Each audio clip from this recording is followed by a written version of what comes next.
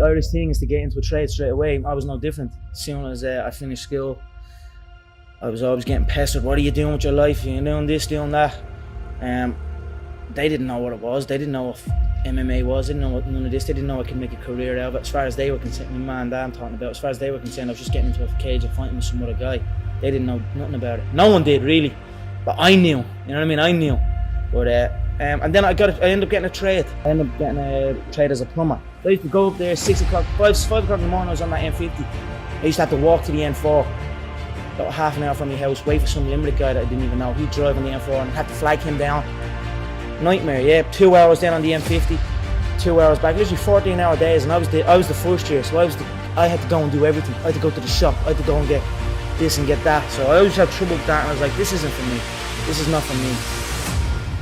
I lasted 18 months then. But it was tough, you know. It wasn't the life for me, you know what I mean. And then John said, because I was training with John as well at the time, and then John got in touch and says, I have a show. I'm running a show. I'd like to fight on it. And then that was it. Packed it in, quit, and then focused on training. And I knew what was going to happen. I knew I was going to get here. They didn't. There was a lot of stressful years, you know what I mean, a lot of tough times. But I proved them wrong. I proved myself right. I don't work. I love what I do, and that's why I'm doing what I love. You know what I mean? That's why it's become a career for me, because I love it. I love what I do. So I don't think it's unhealthy.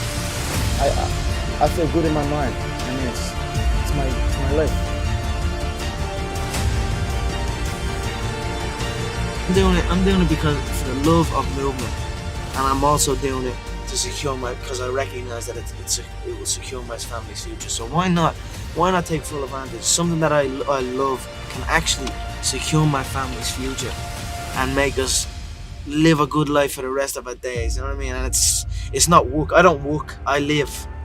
You know what I mean? I don't have a job. I just have a life. It's a deep-rooted passion of mine, this sport. I love it dearly. I love this company dearly, the Ultimate Fighting Championship. What a company to be involved in. I need this, of course. I will be involved in this game for my entire life.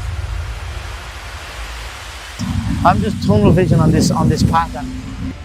So that's why I like to be isolated, and that's why this has helped me coming out here and being locked in an apartment on my own, building back up my leg, going from rehab to home, because there was no outsiders.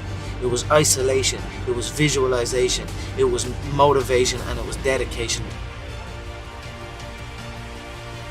I kept doing it, and then it's an addiction. Then it took over. Then everything else blacked out around it. You know what I mean? And now there's nothing else that matters to me. I don't know about nothing else. I can't do, like I said, I was talking at that press conference, I don't really watch films or TV or that. I watch videos of training.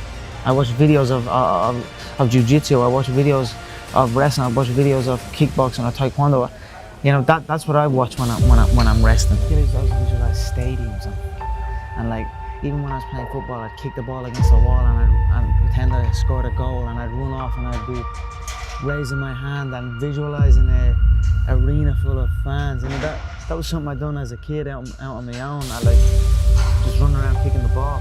I always had these visions of something, but I just didn't know what it was. And then I suppose when I came to these events and I started training MMA and then came to an event, it was like, okay, this is it. This is what I'm gonna do. My dream is to be world lightweight champion in the UFC, have more money than I know what to do with, and have a great life for my kids, my grandkids, everyone in my family, everyone that's come up with me. That's my dream. My dream is to be number one, pretty much. My goal is number one MMA. I knew I was going to be the person to bring martial arts to the public eye.